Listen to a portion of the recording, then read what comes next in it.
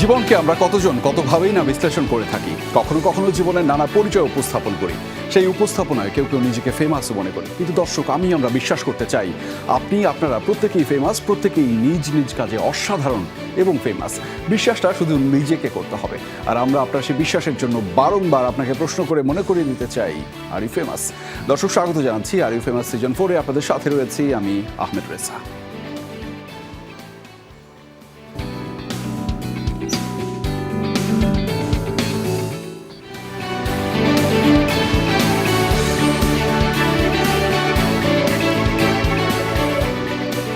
দর্শক, are you ফেমাসের আয়োজন মানে ভিন্ন পর্ষা ভিন্ন স্বার্থে আমাদের সাথে যুক্ত থাকে। আজকেও কিন্তু তার ব্যত্যয় ঘটছে না। আজকে আমাদের সাথে দুজন দুর্দান্ত মানুষ যুক্ত রয়েছেন, তাদের সাথে তো আড্ডা হবে, এবং সেই আড্ডা কিন্তু যুক্ত হতে পারেন আপনিও। আমাদের এই আয়োজনটি টেলিভিশনের পাশাপাশি সামাজিক যোগাযোগ মাধ্যম ফেসবুক এবং ইউটিউবেও কিন্তু একই সাথে দেখতে পাওয়া যাচ্ছে। ফলে সেখানে আপনি যে কোনো ধরনের মন্তব্য এবং প্রশ্ন কিন্তু জানতে চাইতেই পারেন। আমাদের সাথে যুক্ত হওয়ার সারথীদের কাছে আমি আপনার হয়ে সেই মন্তব্য এবং প্রশ্ন জানতে চাইবো। আমাদের সাথে যুক্ত হওয়া অতিথিদের কাছে কি আছে ঝটপট লিখতে থাকুন আমাদের আয়োজনের ফেসবুক পেজে, এবং ইউটিউবেও কিন্তু একই সাথে দেখতে পাওয়া যাচ্ছে। দেরি না করে আজকে জানাই আসলে কার কাছে লিখবেন, তাই তো আপনাদের প্রশ্ন।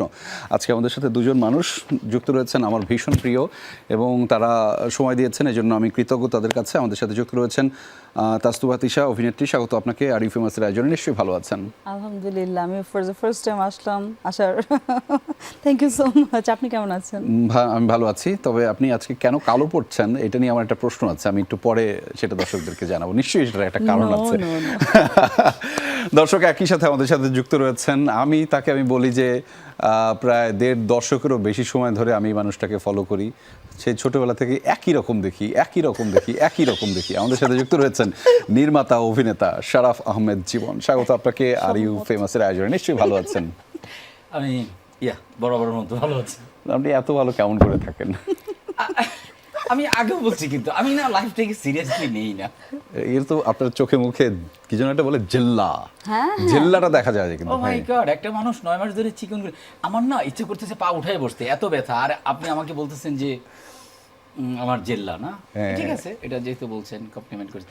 মেয়েরা বলে এটা যে এই পয়েন্টে বলছেন, এটা একটা ছেলে বলতেছে, এটা তো আরো ইয়ার্ড। না ভাই, মানে আচ্ছা যাই হোক,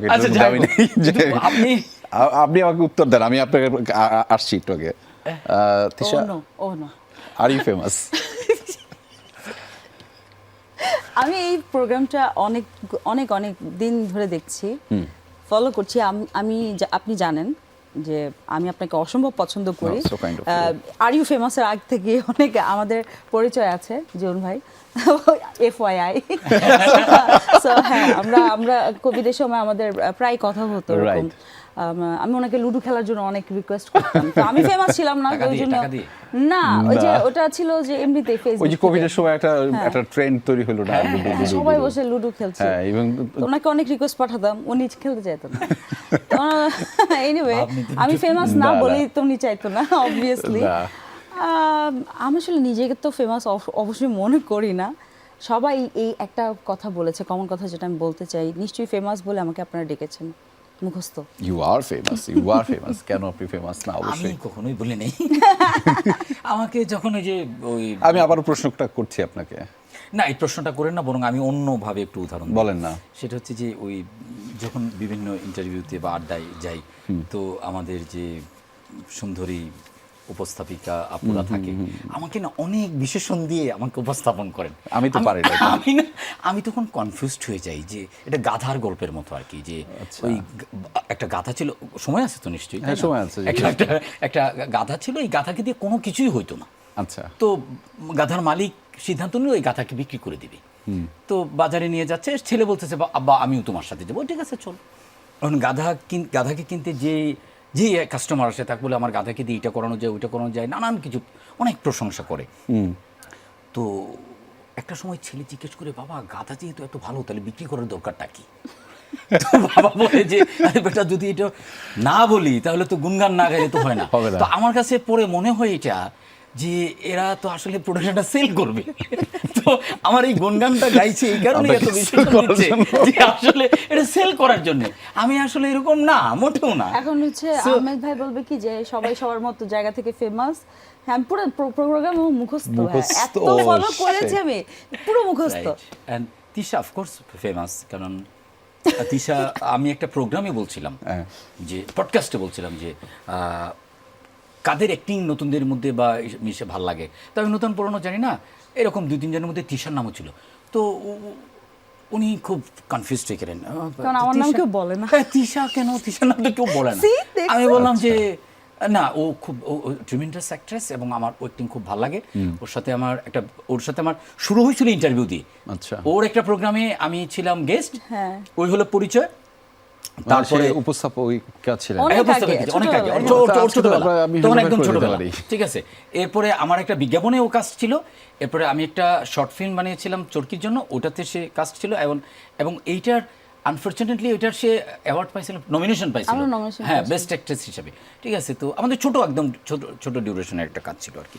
সো ওইভাবে চিনি, এবং আমি ওর অ্যাক্টিংয়ের মুগ্ধ, যে আমার কাছে মনে হয় যে she is genuinely good actress. এটা নিয়ে আমি কথা বলবো, যদিও এটা নিয়ে আপনি মুগ্ধতা যেমন ছড়ায়, কিন্তু আমার ধারণা সে মুগ্ধতার পাশাপাশি একই জিনিস ছড়ায়, সেটা হচ্ছে যে কি বলে, যে অফ স্ক্রিন থাকার যে প্রবণতা, সেটাও একটু বেশি মনে হয় তার মধ্যে। এটা আমি জানি না এটা আলসেমি কিনা, আমি জানি না।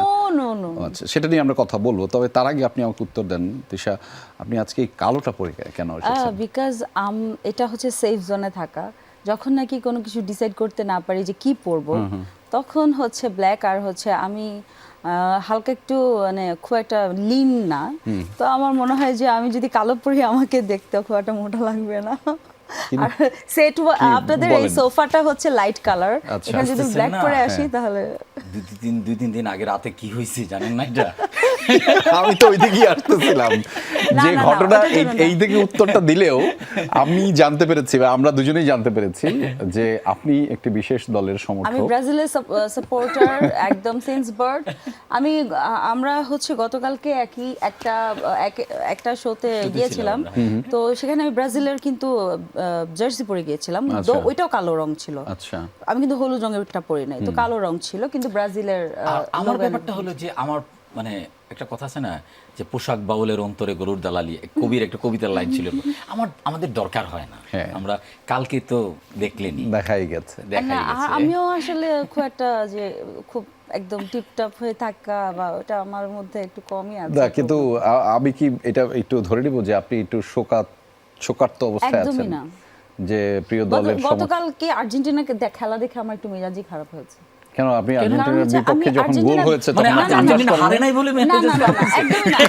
আমি কিন্তু অ্যান্টি আর্জেন্টিনা না, আমি বারবার বলছি আবারও যে আমি হয় না, মানুষজন খেলা দেখে ব্রাজিল আর আর্জেন্টিনা একটা মানে কট্টর হচ্ছে ব্রাজিল অথবা কট্টর আর্জেন্টিনা, তা না, আমার মধ্যে সেটা নাই। আর্জেন্টিনা খেলা অন্য দলের সাথে হলে আমি সবসময় আর্জেন্টিনা সাপোর্ট করি, বাট গতকালকে যেটা হয়েছে এটা আমার মনে হয়েছে যে ইজিপ্টের সাথে অনেক অনেক দুর্নীতি হয়েছে। কিরকম? এটা একটু আপনি খেলা দেখেছেন? পুরোটাই দেখছি। মানে এইটা তো বাজে হয়েছে, ওদের যেটা ফাউল করে নাই সেটাকে বড় ফাউল দিছে। আর্জেন্টিনা না কিন্তু আর কি, কিন্তু এটা হয়েছে ভাই, এটা হয়েছে এটা, বাট আমার কিছু যায় আসে না, বিকজ তুমি কেন কালো পড়ছো? ব্রাজিলের সাথে খেলা না, তোমার যে মন খারাপ, কিন্তু আমার মন খারাপ না, মন অনেক ভালো, কারণ আজকে না তুমি যে ব্যাখ্যাটা দিছো এইটা আসলে দেখো, এইটা অ্যাকুরেসি তো আসলে করা খুব মানে অ্যাকুরেটলি ডিফাইন করা এটা খুব ডিফিকাল্ট, কঠিন না আসলে বিষয়টা। কিছুটা বিষয় পার্সপেক্টিভ ভাবে নিতে হয় এটা। এখন তুমি বলবা যে ওই গোলটা যখন দিছে তখন ওটা ফাউল হয় নাই, আবার ওই গোলটা যখন দেয় নাই তখন এটা ফাউল নিছে। দুইটা গোল দেওয়া ছিল ওদের, একটা গোলটা নিয়ে গেল ধাপ করে একটুর জন্য, না ওই ফাউলের জন্য যদি নেয় নেইমারকে পিটা লিটারালি। আচ্ছা আমাকে একটা জিনিস বলো, তুমি যদি আমি একটু আর্জেন্টিনার সাপোর্টার হইতা তাইলে কি ব্যাখ্যাটা এভাবে দিতাম? হ্যাঁ দিতাম, দিত, মানে আমার ধারণা দিত না, এটা শুধুমাত্র বলার জন্য আই সোয়ার আমি দিতাম, নেইমার যখন অ্যাক্টিং করছে আমি বলছি এই যে এবার অ্যাক্টিং করতেছিস কেন ভাই, মানে এটা তো না বলে তোমার উপায় নাই না, যখন করছে না। আমি একটু এই ক্ষেত্রে ট্রলের কথাগুলো বলি, যেহেতু নেইমারের ট্রলের কথা আসলো, কিংবা কালকের এই ব্যাপারটা নিয়ে অনেকেই সোশ্যাল মিডিয়াতে অনেক লেখালেখি করছেন। সো ব্রাজিলকে নিয়ে বা আর্জেন্টিনাকে নিয়ে সবচেয়ে বেশি ট্রলের মুখোমুখি হতে হয়েছে বিং এ সাপোর্টার, এটা যারা আর্জেন্টিনার করে বা ব্রাজিল করে প্রত্যেকেই। আপনার কাছে কোনটা বেশি আপনি সম্মুখীন হয়েছেন সেটা যদি একটু বলেন। যে আমার ঘরের মধ্যেই তো আর্জেন্টিনা সাপোর্টার। ও হ্যাঁ, তো আমি আসলে ঘর থেকেই তো এটার মানে ভুক্তভোগী, কি আর বলবো। আর আমার আসলে আমি যেহেতু কাউকে ওইভাবে করে ট্রল বা ওগুলো আমি আসলে এটার সম্পূর্ণ এগেইনস্টে, আমার ভালো লাগে না। মানে আমি যেটা যেটা সেটা বলতে পারি, বাট এইভাবে করে কাউকে বুলি করা বা কাউকে হচ্ছে ইভেন আমাদের আমরা একটা যে কাজ নিয়ে কথা বলতে চাচ্ছিলাম যে ব্রাজিলিয়ানা নামে, তো সেখানে আমার দেখেন আমার মানে লাকটা কি পরিমাণ খারাপ যে আমি করি ব্রাজিল, আমাকে দেওয়া হয়েছে আমি আর্জেন্টিনা সাপোর্টার। ভাইয়ের ক্ষেত্রে এটা হয়েছে। আমার ক্ষেত্রে এটা হয় না। আমার ক্ষেত্রে আমার শুরুতে হয়েছিল যখন আমার অ্যাক্টিং ক্যারিয়ারের শুরুর দিকে, যখন পার্টিকুলারলি আমি অমির কাজ করতাম, তখন অমির একটা ব্যাচেলর ফুটবল নামে একটা প্রোডাকশন করছিল, ওইটাতে আমাকে ব্রাজিল দেওয়া হয়েছিল। তা আমি বললাম আমি তো ব্রাজিল করি না। বলো ভাই জীবন ভাই আপনি কেন ভুলে যাচ্ছেন, আপনি এখন অ্যাক্টর অ্যাক্টিং। আমি না আমাকে এটা দিও না। পরে বলছে যে না এটা ক্যারেক্টারটা ভালো এবং এটাকে আপনার করতেই হবে। তখন আমি করছি, যেহেতু ওর ফিকশনের অনেক অডিয়েন্স। কেমন লেগেছিল ভাই, আপনার এক্সপেরিয়েন্সটা বলবেন একটু? আমার এক্সপিরিয়েন্স কোনো তখন এতটা খারাপ লাগে নাই, কারণ হচ্ছে যে তখন আর্জেন্টিনা তখন জিতে গেছিল, বিশ্বকাপ পাইছিল, তখন আর খারাপ লাগে নাই। যদি হারতো তাহলে খারাপ লাগতো। আর এইবার যেটা হয়েছিল, এবার আমি 3টা ফিকশন করার সুযোগ এসেছিল আমার কাছে, 2টা করছি, এর মধ্যে আরেকটা ছিল ব্রাজিল। তো আমি বললাম যে ভাই ব্রাজিলটা না করি, আমাকে আর্জেন্টিনা হলে দিও। বলে যে না আর্জেন্টিনার ক্যারেক্টারটা বেশি ভালো না। আমি তাহলে আর দরকার নাই। এই আমি একটু তিশা আপনার কাছে জানতে চাই যে ব্রাজিল তো করেন, আর কোন কোন দল করেন? ব্রাজিলের পর আর্জেন্টিনা না কেন, আমি তো জানি যে ব্রাজিল যারা করে এরা পর্তুজিল করে, তারপরে হচ্ছে গতকালকে ছিল হচ্ছে মিশর জিল, তার আগে কেপ ভার্দে জিল। আর ট্রাস্ট মি আমি আসলে বলতেছি তুমি না, আমার কেন জানি মনে হচ্ছে আসলে ব্রাজিলও না, আল্লাহ না না তো আর্জেন্টিনা। আমার কাছে কেন জানি মনে হয় আমি তুমি ব্রাজিল করবে, অথচ তোমার একটা সেকেন্ড অপশন থাকবে না। এটা কি বলো? এটাই তো মানুষের পারসেপশন কেন এরকম যে ব্রাজিল ভালোবাসে সে কেন আর্জেন্টিনা? এটা আমরা দেখছি মানে নিয়মিত ভাবে হচ্ছে যে প্রত্যেক সময় তারা দল বদলাচ্ছে। এখন কিন্তু বলবে যে আপনি আর্জেন্টিনা। না না আই ওয়ান্ট আর্জেন্টিনা না, আমি আর্জেন্টিনা না, আমি রেফারি। আপনি গতকালের রেফারি। আপনি হ্যাঁ হতে পারে আপনি বিশ্বাসই করতে চাইছেন না আমার কথা। আমি আসলেই যখন নাকি আর্জেন্টিনা, যারা আমার কাছের মানুষ তারা জানে, যাদের সাথে খেলা দেখি, ইভেন আর্জেন্টিনার খেলা হলো না লাস্ট ম্যাচে যখন, তো তখন সবাই যারা যারা আর্জেন্টিনা সাপোর্টার, ব্রাজিল সাপোর্টার থাকে, যারা যারা চিপায় বসে দেখতেছে, তো তারা হচ্ছে যে খুব খুশি গোল যখন হচ্ছিল না, হ্যাঁ দেখো দেখো কেমন। আমি আচ্ছা ভাই ধৈর্য দেন, হবে গোল দিবে, দেখেন ব্রাজিল আর্জেন্টিনা জিতবে। এটাই হয়েছে। আমি কিন্তু প্রেডিক্ট করতে পারি ভাই, ভালো প্রেডিকশন। আমি কিছুটা প্রেডিক্ট করতে, আমি একটু ম্যানিফেস্ট করছি কালকেই মনে হয় প্রথম করছি। ইউজুয়ালি আমার ম্যানিফেস্ট করতে গেলে ম্যানিফেস্টেশন কাজ আমার হয়, আমার মাঝে মাঝে ভেঙে যায়। লাস্ট পর্যন্ত আমি ধৈর্যটা রাখতে পারি না, পেশেন্স থাকে না। তো যেহেতু আমি লাস্ট 8-9 মাস ধরে আমার লাইফে বেশ কিছু চেঞ্জেস আসছে। এক হলো চিকুনগুনিয়া অ্যান্ড ফিল্মের পরে কিছু আমার পার্সোনাল কিছু ইস্যু, সব কিছু মিলে। তো আমি একটা রাস্তায়, আমি সাইকিয়াট্রিস্টও দেখাইছি। সো আমাকে বলছে যে আপনি মেডিটেশন করেন। তো আমি রেগুলার মেডিটেশন করে পরে আমি খুঁজতে খুঁজতে ম্যানিফেস্ট করাই করলাম। তো কালকে যেটা হয়েছে যে আমার একটা হোপ ছিল, রেজা ভাই অন্যভাবে নেবেন না যে এটা আসলে হইতে পারে কিনা, আমি জানি না। আমার মনে হয়েছিল যে একটা গোল দিবে। তো এর খেলার তো কিছু স্ট্যাটিস্টিক আছে, ওরা তো খুব ডিফেন্সিভ মোডে খেলতেছিল। তো একটা গোল যদি দেয় তাহলে ওদের একটা গোলের উপর আরেকটা গোলের উপর ভরসা করে থাকতে পারে, তাহলে ওদের একটু অ্যাগ্রেসিভ খেলতে হবে, তখন ওই সুযোগটা কাজে লাগাতে পারবে। একটা গোল যখন হয়ে গেল তখন আমি একদম কনফার্মলি বলছি যে আর্জেন্টিনা জিতবে। বলতেছে ভাই একটা গোল হয়েছে, সময় আছে আর কত মিনিট, 70 মিনিটের পরে একটা গোল দিছে, তো এটা কিভাবে হয়? আমি দেখো যে ব্যাক টু ব্যাক 13 মিনিটের মধ্যে যদি আমি ভুল না করে থাকি 3টা গোল হয়েছে। সো আমার ওই ম্যানিফেস্টেশনটা আমার সামহাউ ইট ওয়ার্কড ইয়েস্টারডে। এটা হয়তো ভালোবাসা থেকেই হয়েছে, হয়তো বা এটা বায়াসের কারণে হয়। কারণ আমি যদি কালকে এটা না হইতো, কালকে যদি জিততে না পারতো, সামহাউ হয়তো আমি খেলা দেখতাম না। এটা একটা বিষয় কাজ করতো এটা। আচ্ছা, আমরা একদম শেষ দিকে, ফুটবল নিয়ে আর আলোচনা করতে চাই না, শুধু প্রেডিকশনটা জানতে চাই। তিশা, কি হবে, কে এবার ওয়ার্ল্ড কাপ জিতবে? ব্রাজিল? আরে ভাই কি মানে আমি না হঠাৎ করে একটু এটা ঠিক না। আচ্ছা না ইটস ওকে। আমি আসলে এটা আমি না ধুর ভাইয়া, আমি ওনার কথা একদম মাইন্ড করে নাই। কারণ হচ্ছে যে it's okay, it's fine. Brazil জিতবে না এটা তো খুবই আনফর্চুনেট ইভেন্ট হ্যাপেন, আর এটা আমরা আগে থেকেই জানি। এটা প্রথম ম্যাচ থেকে আমাদের ধারণা ছিল যে ব্রাজিল হয়তো বা এবার এতদূর টিমটা আসবে, গোছানো মানে না। খুব একটা এগোতে পারবে না। তাও যতদূর আমার মনে হয় জাপানের সাথে খেলেছে। আর প্রেডিকশনের কথা যদি বলেন, আমি অনেস্টলি এখন পর্যন্ত আমি কিছুই প্রেডিক্ট করতে পারছি না, বাট আর্জেন্টিনা এবার কাপ নিচ্ছে না এটা ফর শিওর। হতে পারে। এটা আমি অন ক্যামেরা লাইক রেকর্ড বলে দিতে যাচ্ছি। তাহলে তো ঝামেলা হয়ে যাবে তাহলে যে কারা আমরা- নিতে পারে এটা একটু আমরা জানাবো। যে এই যে এতগুলো টাকা পাঠাইলাম বাংলাদেশ থেকে, এই টাকার কি হবে?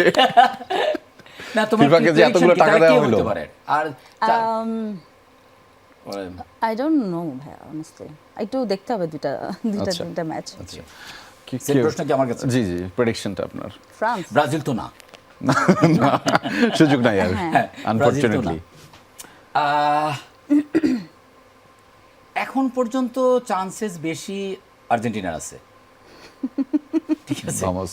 হ্যাঁ, Vamos. এখন পর্যন্ত আছে, কিন্তু যেহেতু এক গোলের খেলা, কালকেও তো ধরেন ইজিপ্টের হাতে খেলা চলেই গেছিল, এক্স্যাক্টলি। এবং দে প্লেড সো খুব গুড। ভালো, এবং ওদের যে কাউন্টার অ্যাটাকগুলো যদি আপনি দেখেন, এবং একদম বন্দুকের গুলির মতো চলে গেছে এবং গোল হয়ে গেছে, ঠিক আছে?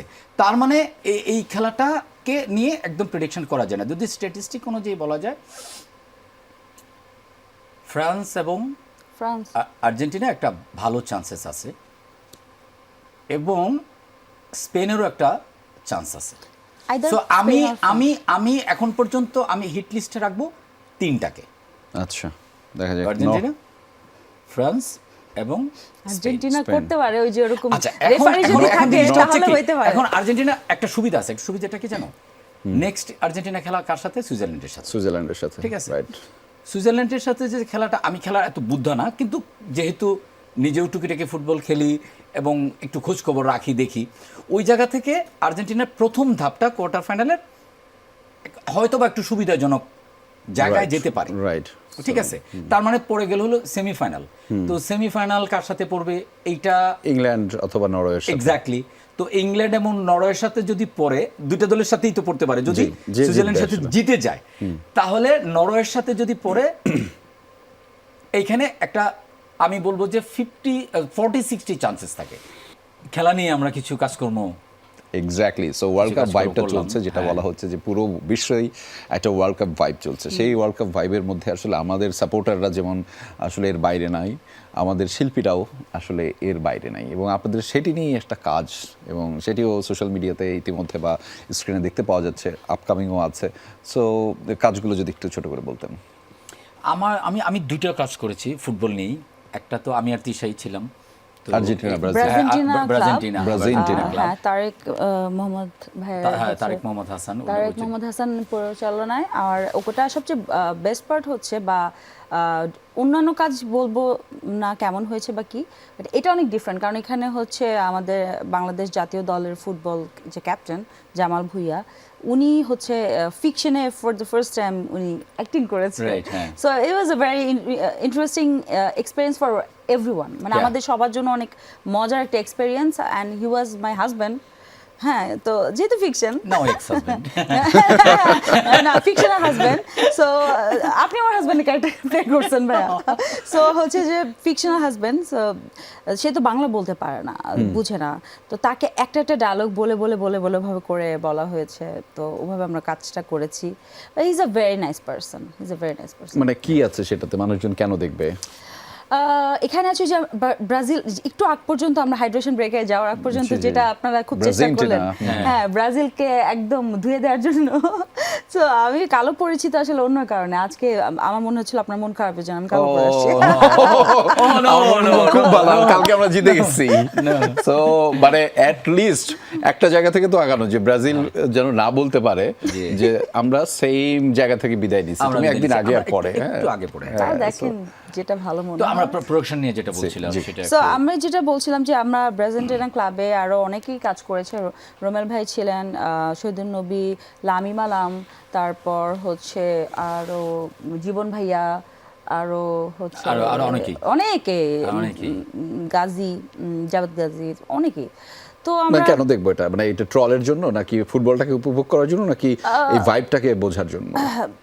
সিন্স এটা ওই যে বললাম ডিফারেন্ট, সবচাইতে অন্যান্য প্রোডাকশনের চাইতে ডিফারেন্ট, কারণ ওখানে হচ্ছে আমাদের জাতীয় দলের ফুটবলের captain For the for first the time. First time সে ফিকশনে অ্যাক্টিং করেছে। তো কেমন অ্যাক্টিং করলো বা how was the total thing and everything, সবাই জানে যেহেতু উনি বাংলাটা বলতে পারে না, সেই জায়গা থেকে এই ভাঙা ভাঙা বাংলা শুনতে হলেও আপনাদেরকে দেখতে হবে ব্রাজিলিয়ান ক্লাব। একটু মানে পুরো ফিকশনের মধ্যে একটা কিউট ব্যাপার আছে। অনেক cute ব্যাপার আমি আছে। জানি না যে এটা আসলে এক্সিকিউশনের পরে আসলে কি হয়, বাট আমরা যখন শুটিং করলাম এতটা এক্সপেকটেশন নিয়েও যাই নাই, বাট পরে মনে হয়েছে যে না, এটা একটা পসিবিলিটি আছে ওইখানে। এটা চালু হয়ে গেছে, মানে চলছে না না এখনো মনে হয় দেয়নি। আইস্ক্রিনে যাবে এটা, iScreen যাবে। চ্যানেল আইতেও যাবে। সো এইটা একটা মানে আমাদের মানে ওর সাথে জামালের সাথে তোমারও তো অনেক সিন ছিল। ওর সাথে আমার সিন ছিল, হ্যাঁ, আমার হাজবেন্ড তো হ্যাঁ, তো আমাদেরও অনেক সিন ছিল। তো এগুলো যেটা হচ্ছে যে আমি খুব এনজয় করছি। আর ও অ্যাজ এ পার্সন খুব ভালো মানুষ। আছে না যে কিছু আছে না যে একটা যারা স্টারডম, stardom, এটা সে কোনো অ্যাসিস্ট্যান্টও না তার নাই, সব সে কাপড় চোপড় থেকে শুরু করে খাবার দাবার থেকে শুরু করে Yeah. সবকিছু একদম সে নিজে নিজে করে। এবং আসলে। acting এর ক্ষেত্রে খুবই আছে না যে কোনো না নাই আমরা অনেক সময় রিয়েক্ট করি যে আপনি ডিরেক্টর, আমরা কোয়ার্টিস্ট, অনেক সময় কোয়ার্টিস্টে বলেন না এটা না একটু এইভাবে বলেন, রিয়েক্ট করেন, হ্যাঁ আমার তো বেশি ওইটা নাই, আচ্ছা কি বলতে হবে, হ্যাঁ এটা আমি বলবো, হ্যাঁ ঠিক আছে বলি, আরেকজন একটা বলতেছে এটা। সো যেটা যে জিনিসটা আপনার প্রশ্ন ছিল কেন মানুষে দেখবে, সুইট মোমেন্টগুলো তো আছে। আর স্টোরি স্ট্রাকচারের জায়গা থেকে হলো যে এই যে ব্রাজিল আর্জেন্টিনা আর যে আপনি একটা কথা বলছেন যে ফুটবল ম্যাচ অর ভাইবটা এখানে আছে। সো আমার মনে হয় এটা যে ব্রাজিল হেরে যাওয়ার পরেও এটা মানুষে দেখবে, কারণ দেখবো যে এটা এটা এটা ছোট ছোট বন্ধুদের নিয়ে, কলিগদের নিয়ে, পাড়া প্রতিবেশীদের নিয়ে, ফ্যামিলি সব কিছু মিলেই একটু ছোট ছোট টুইস্ট আছে, ছোট ছোট কি বলে এটাকে যে ওই ব্রাজিলিয়ানা মজার মজার কিছু দুইটা দলের মধ্যে যে দ্বন্দ্বটা আমরা যেটা জেনুইনলি আমাদের আমি যদি সেই জিনিসটাকে একটা জায়গায় আমি যেটা চাচ্ছিলাম মানে শুরু থেকেই বলতে, এবং যেটা আমিও ফিল করি, এই সেম ঘটনাটা আসলে এই ফিকশনে আপনারা এই সিরিজে আপনারা দেখতে পাবেন যে দুইটা দলকে আসলে দুইভাবে বিভক্ত না করে আমরা একসাথে হয়ে যাই না কেন। এটা হচ্ছে ফাইনালি আর মধ্যে কিছু টুইস্ট আছে, যেমন নেইমার চুরি করছে, মেসি জুতা চুরি করছে, মানে এটা নিয়ে একটা বিরাট কাহিনী। এখন এটা শুনতে কেমন লাগে, ও আসলে জিনিসটা হলো যে ও মেসির টি শার্ট পরে চুরি করছে, ও হলো মেসি, নেইমারের টি শার্ট পরে করছে, এটা কিন্তু ঘটে।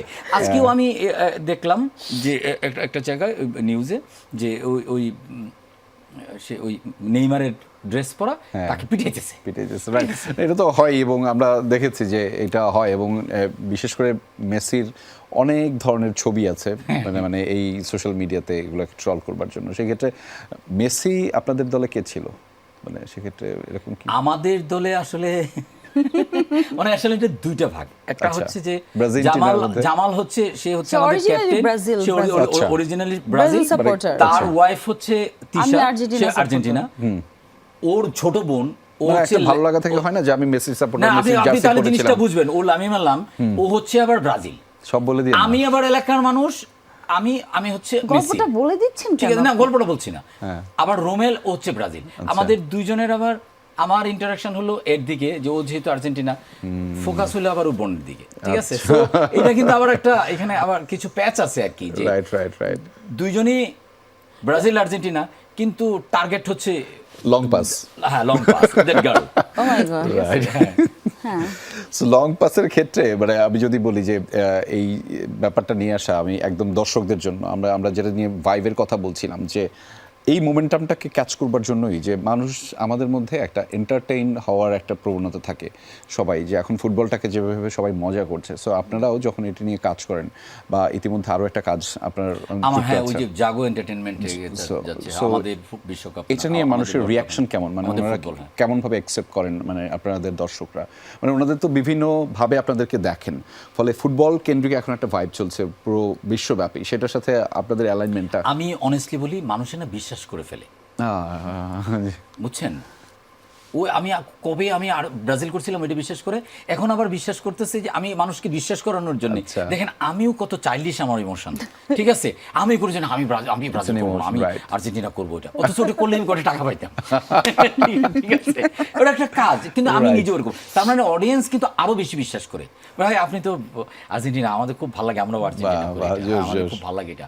ভাই এই যে দেখ ভাই কিন্তু আর্জেন্টিনা করে, তুই কিন্তু শুধু ব্রাজিল করিস, সেই জন্য তো এরকম বলে কিন্তু রাস্তাঘাটে বা।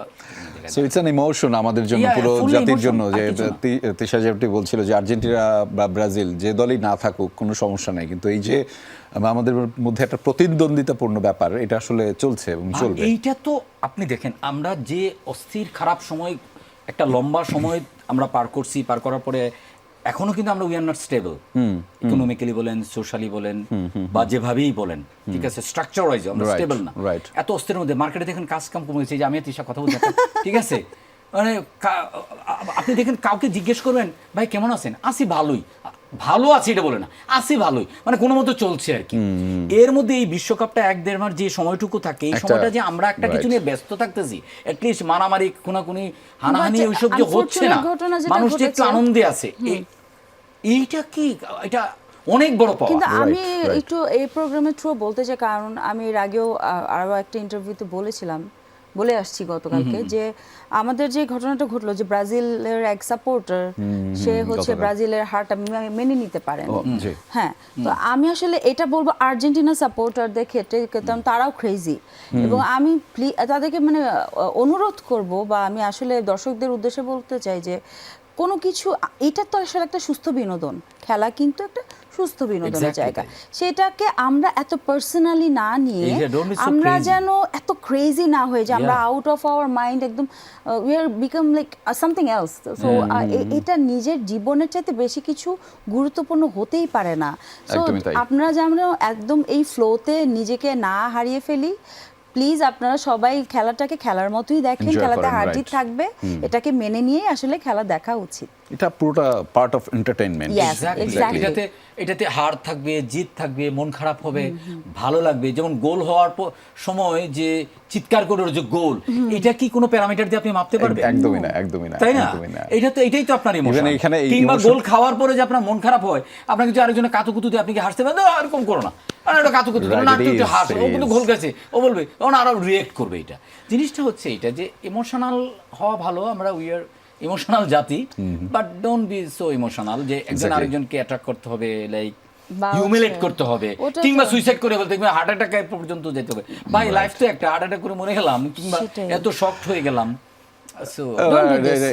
যে এবং এক্ষেত্রে আমি একটু ওই যে আপনার আর্থিক ব্যাপারটাও বললাম, যে ধরেন আপনি যে ইমোশনটার কথা বললেন, এই ইমোশনটা কিন্তু হচ্ছে যে ওই যে টাকা দিলেও বের হবে না, ওই যে গোল খাওয়ার পরে যে এক্সাইটমেন্টটা সে দেখায়, বা মন হেরে গেলে যে মন খারাপটা হয়, এইটা কিন্তু অনেকটা রিয়েল হয়ে গেছে আমাদের সবার বাস্তবিক লাইফে। হ্যাঁ, কিন্তু এটা রিয়েল হয়ে গেছে, কিন্তু রিয়েলিটির বাইরে যাওয়া যাবে না। রাইট, ঠিক আছে।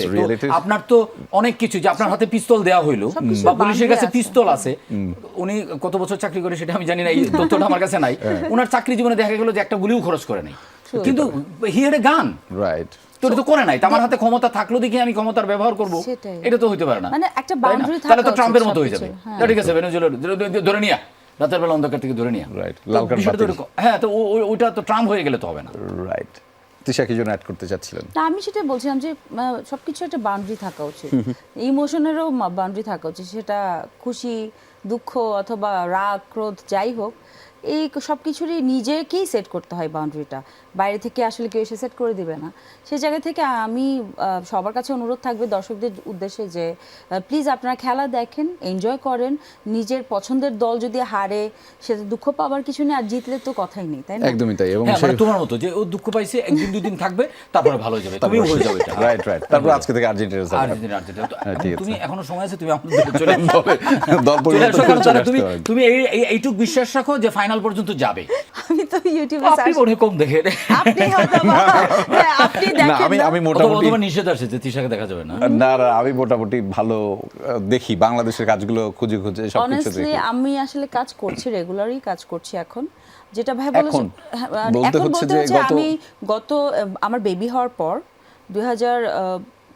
2024-এর ডিসেম্বর থেকে ফার্স্ট কাজ শুরু করি এবং টানা এখন পর্যন্ত আলহামদুলিল্লাহ ননস্টপ কাজ করে যাচ্ছি। আর হচ্ছে মাঝে দিয়ে যেটা হয় যে আমার তো আসলে হয় কি যে গল্প সব কিছু মিলিয়ে যদি পছন্দ না হয় সব কাজ তো আর করাও যায় না।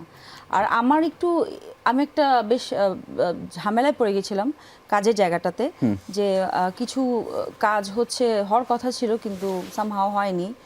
সেটা একটা কোনো একটা মানে পরিচিত অথবা অপরিচিত কোনো কারণে হয়েছে। আমি কি এটার মধ্যে একটু ঢুকবো ব্যাপারটা, এই যে মানে আমি যদি না ঢুকে যদি একদম একটা ফ্রেমিং এর কথা বলি, মানে is it about syndicate or something like that? হ্যাঁ, অফ কোর্স আমি এটা নিয়ে অনেক কথাও বলেছি ইন্টারভিউতে, একদম খুবই ব্লান্টলি বলেছি, যেটা অবশ্যই কারোরই পছন্দ হয়নি। আমাকে তো হিরোরা পছন্দ করবার কথা না, যেখানে আমি বলছি যে হিরোরা সব এটা সেট করে দিচ্ছেন, সিন্ডিকেট হচ্ছে, যেখানে আর কোনো অভিনেত্রী এটা নিয়ে কথাই বলছে না, কিন্তু সবাই কিন্তু এর শিকার। আপনি যত যাই বলেন সবাই প্রত্যেকেই কিছু কোনো না কোনোভাবে এটা শিকার। এবং কেইট আমার কথা হচ্ছে আমি একজন অভিনেত্রী বা যে কোনো অভিনেতা, তা আমরা তো হচ্ছে একজন ডিরেক্টরের কলে কাজ করব, যেটা আমি ছোটবেলা থেকে আমি এটাই দেখেছি, এভাবেই কাজ করেছি। কিন্তু আমি যখন এবার কাজে ব্যাক করলাম, আসার পর আমি একটা ভিন্ন জায়গা দেখতে পেলাম বাংলাদেশের। আমি যদি বলি যে নাট্যপাড়ায় বা নাটকের জায়গাটাতে এটা অন্য কেমন যেন একটা সিচুয়েশন, যেটা আসলে আমার সামলাতে বেশ বেগ পেতে হয়েছে। আমি ওর সাথে, ও আমার সাথে, এরকম একটা ব্যাপার। হ্যাঁ, মানে হচ্ছে যে এই অমুক XYZ যেই হোক না হিরো, তার একটা ফিক্স একজন দুজন অভিনেত্রী বা নায়িকা হচ্ছে ফিক্স আছে এবং এর বাইরে তারা যাচ্ছে না, যাদের সাথে আমার হয়তো একটা সময় রেগুলার কাজ হয়েছে। হ্যাঁ, কিন্তু এখন তারা হচ্ছে এই হিরোইনের বাইরে যাচ্ছে না। তো সবাই যখন তাদের ফিক্স অভিনেত্রী বা নায়িকা ফিক্স করে ফেলছে, আমি এখন একটু বাটে। হ্যাঁ, আমি এখন হচ্ছে কি যে ওকে ফাইন, মাঝে আমিও কাজ করেছি টানা একজন অভিনেতার সাথে কাজ করেছি, আমরা অনেকগুলো কাজ করেছি, কিন্তু তারপর সামহাও ওই যে আমাদের প্রফেশনাল কিছু কনফ্লিক্টের কারণে আবার একটা গ্যাপ পড়েছিল। তো তারপর সামহাও আবার আমি ওর সাথে কথাও বলেছি কিছুদিন আগেও যে কি ব্যাপার, কাজের কি অবস্থা, তো হবে হবে হবে, ও হবের মধ্যেই আছে, এখন আর কোনো কাজের খবর নেই। জীবন ভাই, না আপনি কোন সিন্ডিকেটের না আমি মধ্যে আছেন? আমি প্রশ্নের আগে আমার ওর কথা ধরে একটু আমি জিনিসটা বলি। জি, আমাকে কোনোদিন কোনো সিন্ডিকেটে আমি পড়িও নাই, সিন্ডিকেটের নাইও, সিন্ডিকেটে ফেলতেও পারবে না। আমি চ্যালেঞ্জ দিয়ে বলতে পারি যে ওগুলো আমি ধারধারি না, আমি এগুলো ধারধারি না, আমাকে আমার সাথে সাহসও পাবে না কেউ ওইটা, বা সাহস পাইলে পাকসা তার সাহস নিয়ে থাকবে, আমার কাছে আমি ভাই আমি আমার পরিচয় হচ্ছে আমি ডিরেক্টর, আমি ডিরেকশন দেখাই, ওকে আমার দরকার হবে, ওর সাথে ঝগড়া লাগলো আমি ওটা করব। আমি এই জায়গাটা পড়ে যাচ্ছি। আমি আগে যাচ্ছি যে কয়েকদিন আগে ও বললো যে কয়েকদিন আগে কথাও বলেছি যে কি আমাদের কাজ হচ্ছে না কেন, এইটা তো ওর বলার কথা না। আমরা একটু সিরিয়াস জায়গায় চলে যাচ্ছি কিনা আমি জানি না, ও হচ্ছে, আমি ওকে শিল্পী বলি, আর্টিস্টই বলি বা অ্যাক্ট্রেসই বলি, আমি নায়িকা শব্দটা নাই বলি। এটা আমার ক্ষেত্রে এটা ঘটে যে স্ক্রিপ্টে লেখা থাকে নায়িকা এবং জীবন ভাই, তো আমাকে তো নায়ক হিসেবে ট্রিট করে না কেউ, আমি এটা চাইও না। এটা কারণ হচ্ছে নায়কদের একটা আলাদা অ্যাপিয়ারেন্স থাকে, এটা আমি নিজেও বিশ্বাস করি। নায়ক হবে শাকিব খান বা সুন্দর নিশুটি এরা, ঠিক আছে, বা আপনি হইতে পারেন এরকম। আমি এটা চিন্তাও করি না কখনো। আমি যে অ্যাক্টিং আসবো এটাও আমি চিন্তা করি না, ক্যামেরার সামনে আমি আজ ভেরি শাই, সো এটাও বাদ দিলাম। এই যে জিনিসটা, এইটা কি নির্ধারণ করবে যে আমাদের কাজ হয় না কেন? এটা কি আরেকজন ওর কোয়ার্টিস্ট নির্ধারণ করবে? এটা অবশ্যই না। ও শিল্পী, একজন ইন্ডিভিজুয়াল শিল্পী, তাই না? ওর ক্যালিভার আছে, ও ক্যালিভার না থাকলে তো এই পর্যন্ত আসতে পারতো না। সো এইটা যদি ওইভাবে যেটা বলছে সিন্ডিকেশন, এই জায়গাটা আমাকে কখনো আমি ওইভাবে ভাবি নাই, ভাবতে পারি নাই, জাস্ট খালি শুনেই গেছি। আজকে ওর কথা শুনে আমি ওর কথা শুনে ডিরেক্টলি শুনে আমি বুঝতে পারলাম আর কি, যে মানে একটা মানুষ কোন পর্যায়ে গেলে তার কোয়ার্টিস্টকে ও বলছে যে আমাদের কাজ হোক। এটা না, লিটারালি আমাকে এভাবে জিজ্ঞেস করতে বাধ্য হয়েছে, কারণ আমার 2 মাস এরকম হয়েছে যে আমি টানা যখন কাজ করছি, লাস্ট ইয়ারে আমার এরকমও হয়েছে আমি 2 মাস টানা কাজ করতে পারি নাই, মানে কোনো কাজ আসলে সেটা ক্যান্সেল হয়ে যাচ্ছে।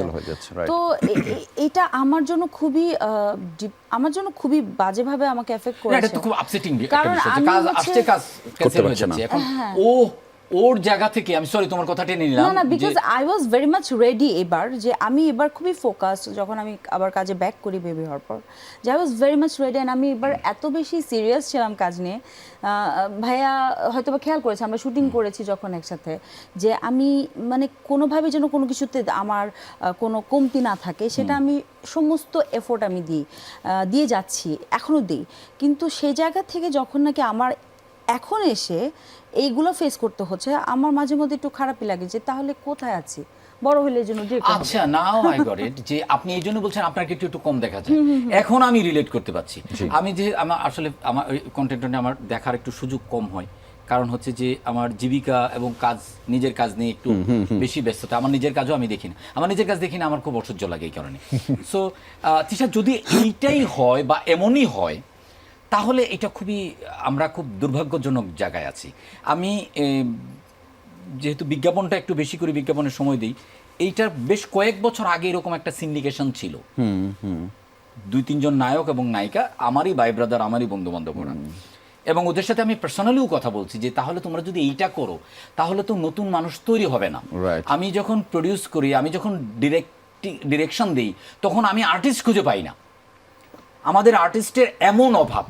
সেই ক্ষেত্রে তোমরা যদি একটা সিন্ডিকেশন করে রাখো, তাহলে সেটা বড় হবে কিভাবে? আর বড় হওয়া বা ভালো থাকা, এটা তো একা থাকা যাবে না, সবাই মিলে থাকলেই তো সেটা ইন্ডাস্ট্রি হবে, না হলে তো সেটা হবে না। তো এইটা খুবই আনফরচুনেট তিশা, আমি খুবই সরি যে আমি একজন ইন্ডাস্ট্রির মানুষ হিসেবে, আমি জাস্ট এখানে একটা সাপ্লিমেন্ট প্রশ্ন করতে চাই। প্লিজ। মানে এটা যেহেতু তিশার জায়গা থেকে দেখেছে, আপনি যেহেতু একটা বিভিন্ন জায়গা থেকে, প্রোডিউসার জায়গা থেকে, প্রোডাকশনের জায়গা থেকে, ডিরেক্টরশিপের জায়গা থেকে, অভিনেতার জায়গা থেকে, বিভিন্ন জায়গায় আপনি কাজটা করেন, তো এক একটা জায়গায় এক একটা পার্সপেক্টিভটা থাকে। এই সিন্ডিকেশনটা আসলে তৈরি হয় কি কারণে? এটা কি অনলি ভিউয়ারশিপ, নাকি আসলে আর্থিক কোনো ধরনের সংযোগ আছে, নাকি এটা ডিরেক্টরস চয়েস, নাকি মানে প্রোডিউসার যে থাকে তার চয়েস? আচ্ছা, আমি তাহলে একটু অন্য পার্সপেক্টিভে একটা ছোট করে আর কি, আমি ছোট করেই বলতেছি। কিছুটা ইনসিকিউরিটি আর কিছুটা শিক্ষার অভাব। আচ্ছা, ঠিক আছে, মানে এখানে ম্যাক্সিমাম লোকজন আছে। আপনি দেখেন, আমি যদি একদম ইসে বলি যে ম্যাক্সিমাম অ্যাক্টর, অ্যাক্ট্রেস এবং ডিরেক্টর, প্রডিউসার, এগুলো ম্যাক্সিমাম অশিক্ষিত লোকজন আছে। ঠিক আছে, যে সব বলিনি কিন্তু ম্যাক্সিমাম। সো এইটা একটা বড় কারণ। ইনসিকিউরিটির কারণটা হচ্ছে যে আমার যদি এটা না হয় তাহলে এটা হবে। আমি কিছু ডিরেক্টরের এমন কথা শুনছি, তারা কন্ট্রাক্ট, ডিরেক্টর না, অ্যাক্টর কন্ট্রাক্ট নিয়ে আনে, সে নায়িকা সিলেক্ট করবে, সে কোয়ালিটি সেট করবে, ঠিক আছে, সে ডিরেক্টর সেট করবে, ঠিক আছে। আমার একজন, আমারই একজন আমার বন্ধু, সে অ্যাক্ট্রেস, ঠিক আছে, সে তার কাজটা গেছে, বলতেছে এটা তো অমুক ভাই, এটা তো পুরা কন্ট্রাক্ট নিছে। আমি অমুক ভাইকে, যে আমি তো, ও তো অ্যাক্টিং করে, বলতেছে না উনি তো এটা পুরোটা যিনি কন্ট্রাক্ট নিছে, এটা প্রোডিউসার এবং ডিরেক্টর সবকিছু। আমি বিশাল বড় ইন্টারভিউ দিয়েছি, এটা এখন চলতেছে কিনা আমি জানি না। এই ক্ষেত্রে আমাদের নিজেদেরও, আমি যখন অন্যের সেটে অ্যাক্টর হিসেবে কাজ করি, তখন আমার নিজেরও কিছু সচেতনতা থাকা উচিত, আমার একটু কনসিয়াস থাকা উচিত যে আমি কোনটা করব এবং করব না। এটা একটা বিষয়। তিশার জায়গাটা থেকে, হয়তো তিশার জায়গা থেকে আমার তো লট অফ অপশনস আমার আছে, যে আমি এটা করি, ওইটা করি, নানান কিছু করি, ঠিক আছে। তিশা তো অ্যাক্টিংটাই, ও তো শিল্পী, ও তো অ্যাক্টিংটাই করতে চায়, ও অ্যাক্টিংটাই পারে, ও মরার আগ পর্যন্ত হয়তো অ্যাক্টিংটাই করে যাবে। এখন ওকে তো এই সুযোগটা দিতে হবে, না তো মানে there are some like opportunities যেগুলো আসছে না যে তা না, কাজ করছি আলহামদুলিল্লাহ, কিন্তু আমার মনে হয় যে যেভাবে কাজ করার কথা ছিল, যে ফ্লোটা ইভেন্ট ছিল, আমার মনে হয় সর্বোচ্চ কাজ আমি 2024-এর মানে 2024 সালে আমি সর্বোচ্চ কাজ করেছি। আমি কারণ ভুল বলেছি, আমি 2023-এর লাস্টের দিকে আমি করেছি কাজ, হ্যাঁ। সো শুরু, আর 2024 পুরোটা আমি কাজ করেছি। 2025-এ এসে একটুখানি আবার স্লো হলো যাত্রাটা, তারপর এখন তো আবার আমি জাস্ট একটু তিশার সাথে অ্যাড করে, আমি তিশার কথাটা আমি বলতে চাই এটা ভাই, যেহেতু প্রসঙ্গটা চলে আসছে, অনেকে আমার কথা, আমার ডেসপারেশন দেখে হয়তো বা আমার হার্ড হতে পারে, কিন্তু আমি জিনিসটা এটা বলি ভাই, দিন শেষে আপনি যদি নিজেকে শিল্পী দাবি করেন, আমি যদি শিল্পী দাবি করি, একজন শিল্পীর কাজ এইটা না, তাই না? মানে তাহলে শিল্পী এবং অন্য পেশা বা আমরা পার্থক্য কিভাবে করি? আমরা কেন বলি তাহলে রিকশলার মতো আচরণ করে? রিকশলার মতো আচরণ কিন্তু ব্যক্তিটাকে করছে না, ব্যক্তির আচরণটাকে করছে।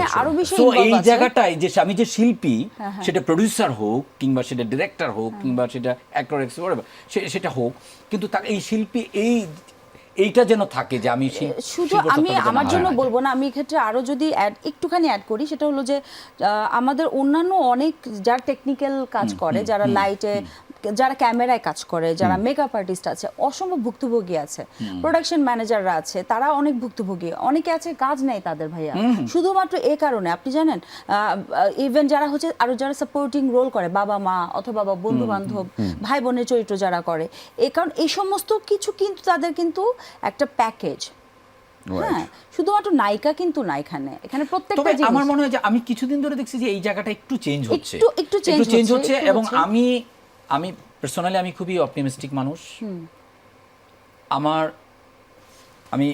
আমার এখন অনেক পেশেন্স, আমি একটু সাইলেন্স হওয়ার শিখে গেছি, যে sometimes silence is the best answer. ঠিক আছে, তো এইটা আমি বুঝে গেছি। তো ওই জায়গা থেকে আমি বলবো যে এটা ধীরে ধীরে চেঞ্জ হয়ে যাবে, প্রচুর নতুনরা আসতেছে, অ্যান্ড দে আর ট্রিমেন্ডাস, ডিরেক্টররা আসতেছে, অ্যাক্টর অ্যাক্ট্রেসরা আসতেছে। আমাদের পিছনের মানুষ যারা, আমাদের কাজ হলো ওদেরকে আরেকটু প্রমোট করা, আর যারা পয়সাওয়ালা আছেন, যারা প্রডিউস করেন, ওনার পাশাপাশি পুরাতনদের পাশাপাশি নতুনদেরকে নিয়ে করেন। আর এই সিন্ডিকেট করে টিকে থাকাটা কঠিন, মানে টিকে তো থাকতে পারে না। আমার আপনি বলতেছেন না 15 বছর ধরে আপনি আমাকে ফলো করেন, আমি আমার বসের সাথে সরফ ফারুকের সাথে করে আমার 24 বছর পার হয়ে গেছে আমি এই লাইনে, রাইট? ঠিক আছে, সো আমি তো এইটাই করি, তো আমি তো অনেক কিছু দেখলাম, উত্থান পতন অনেক কিছু দেখতেছি। তো আমার মনে হয় যে আল্লাহ যদি সুস্থ রাখে তো শেষ পর্যন্ত এইটাই করে যাব। হ্যাঁ, তো আরো দেখবো, এটা করে কোনো লাভ নাই। নিজে ভালো থাকলেই কেবল ভালো থাকা যায় না, সবাইকে মিলে ভালো থাকতে হবে। একটু দেখেন, আমি লাস্টে অনেক কাজ করেছি, কিছু কাজ। ওকে দেখবো, কিন্তু আমি একটু কমেন্টগুলো আমরা একটু জাস্ট ছোট করে বলবেন, এখন আপকামিং কাজগুলো কি আছে, খুব ছোট করে। আমরা একসঙ্গে একটা সিরিয়াল করছি, হ্যাঁ, ইমরান রাফাত ভাইয়ের, সেটার নাম হচ্ছে রোল নাম্বার 1 না 2? আমার রোল 1, টপার। আচ্ছা, আমি হলাম টিচার, উনি আমার টিচার, লুঙ্গি পরা টিচার। ও মাই গড, আমি খুবই কনসিয়াস থাকি লুঙ্গি কখন লুঙ্গি কি হয়, লুঙ্গি আমার ঠিক আছে রে। এই শুটিংটা খুব মজার হয়, কারণ আমার সাথে অনেক নতুন লোক, সবাই হচ্ছে আমার ক্লাসমেট, কিন্তু হচ্ছে ওর বয়সে ছোট। আমি এরকম কলেজ ইউনিফর্ম পরে, তার তো ওই যে চুলটুল বেনিটেনি করে দিলে তার তো এরকম আরো মনে হয় একটা রোল প্লে করে। ওরে পিচ্চি লাগে, রাইট। তোমার বয়স কত বলো? আমার বয়স আমি বলছি ভাই সব সময়। আচ্ছা, এখন বলো, থাক না, থাক বলবো, বলতে পারবো, অসুবিধা নেই। না থাক, আমি একটু দুই একটা কমেন্ট পড়ে শোনাই। সেটা হচ্ছে যে সবাই অবশ্য ফুটবল নিয়ে লিখছে, আমরা অনেক কিছু নিয়ে আলোচনা করেছি। তিশাকে বলছে যে আপনাকে নিয়ে বলছে যে মিশরের সাপোর্টার, বোঝা গেছে। এরপরে বলছে এবার তাইলে মরক্কো। আপনার প্রেডিকশনের ক্ষেত্রে বলেছে এবার কাপ নিবে ফ্রান্স, এটা বলছে।